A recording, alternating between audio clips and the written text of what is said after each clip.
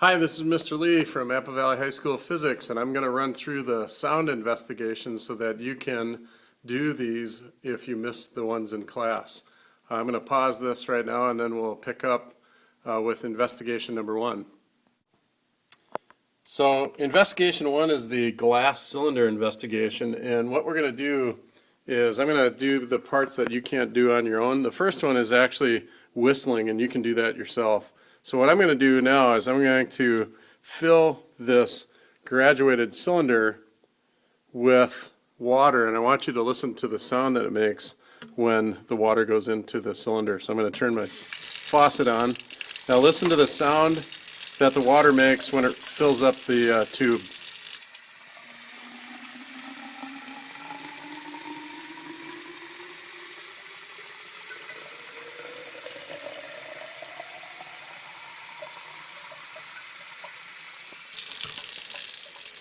So you notice that when the water filled up in the tube, it actually it had a change in pitch, and there's some questions that you're going to answer now based on that. I'll pause it while you work through those questions.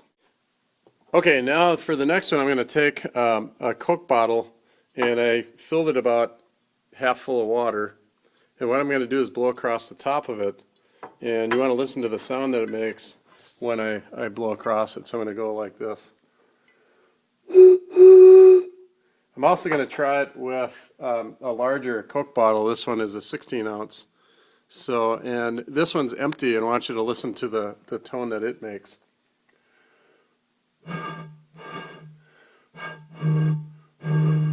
You notice that it has a much deeper tone, and if you look at the air volume that's inside, the reason that it has a lower pitch or a lower frequency is that there's a larger volume of air that is being forced to vibrate when I blow across it.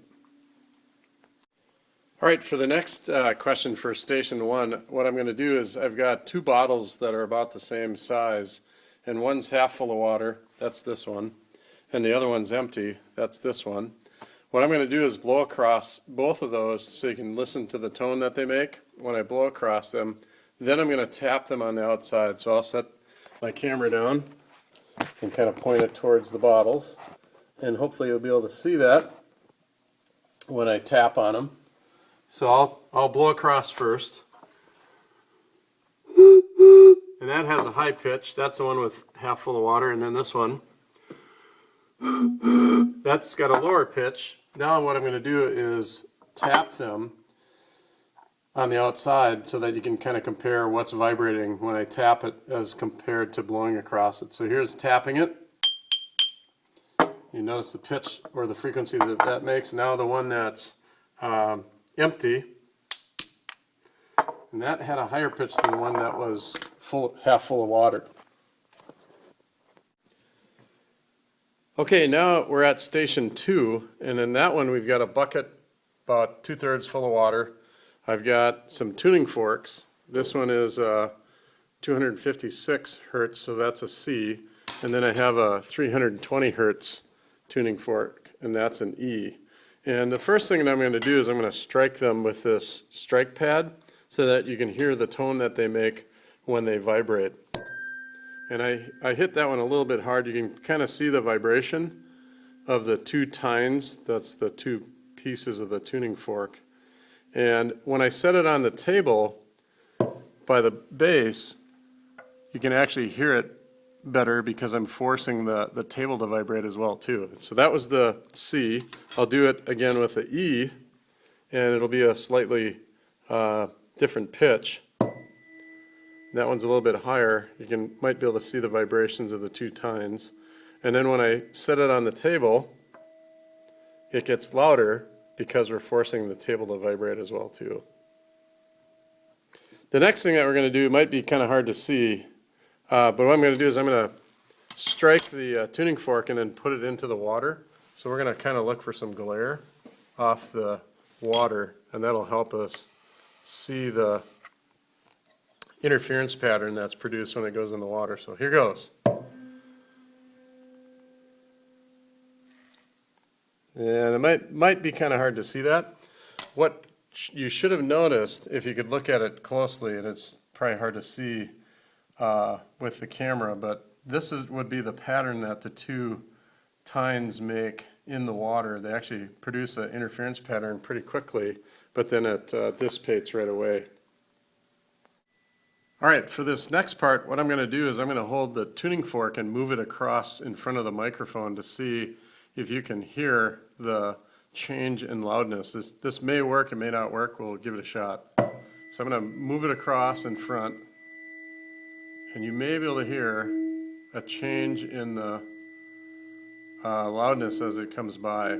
When you put this up by your ear like I'm doing, you can actually hear the interference pattern as it goes past your ear. There are regions where it's louder and regions where it's quieter.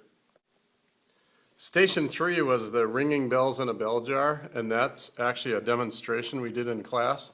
So I'll post up an example of that later. Okay, this is Station 4, and this is called the singing wine glasses. And what I have here are some really dirty wine glasses, but they work quite well. I filled some water in both of the glasses. They're the same type of wine glasses. One has more than the other. And what I can do is if I wet my finger and then run it around the top, if I do it at the right rate and the right force, I can actually create what's called resonance with the glass. So what's happening is my finger is sticking and slipping around the rim, and that's matching the frequency of vibration of the glass, and then the amplitude of the vibration increases.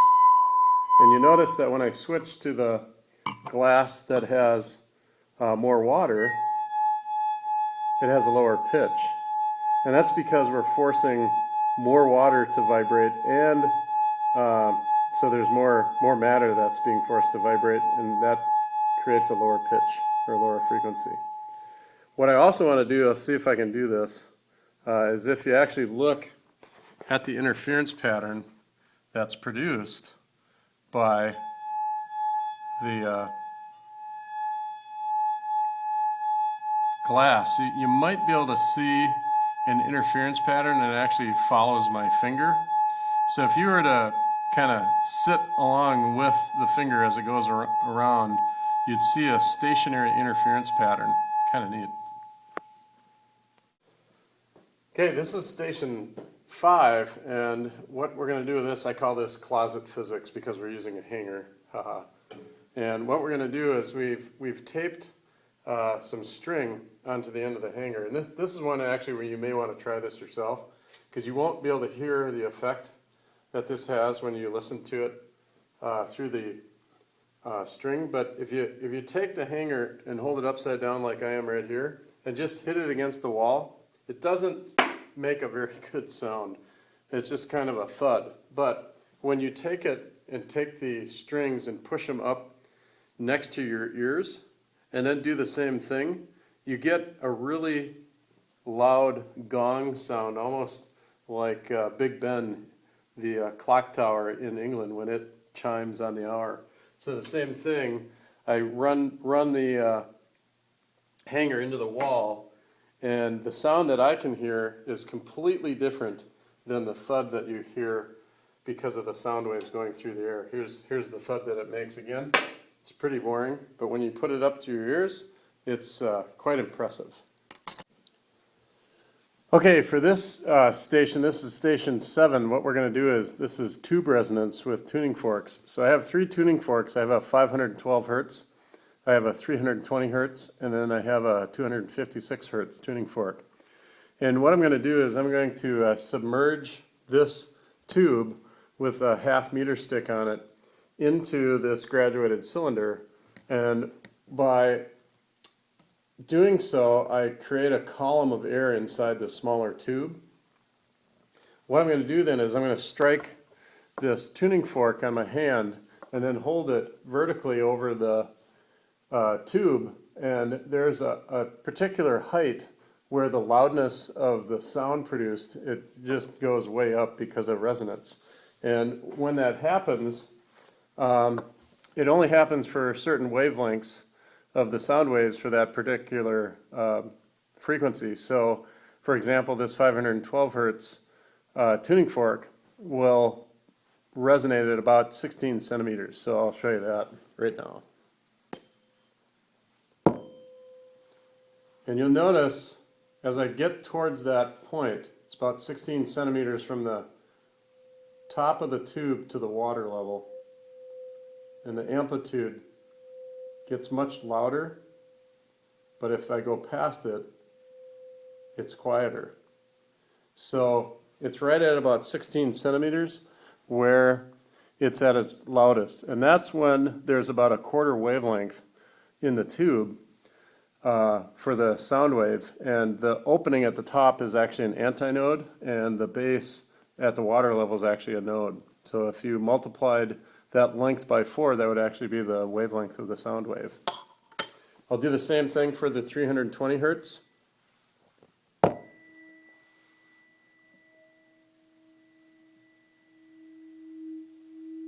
And that got louder at about somewhere about 25.5 centimeters where it resonates. And then the low C, the first one we did was a high C, it was 512 hertz. This is an octave below, this is 256 hertz. So when I put this one in, because it's an octave lower, the wavelength of this wave will be twice as long as the one that we did for the 512 hertz. So this one resonated at 16 centimeters. This one will resonate at about 32 centimeters.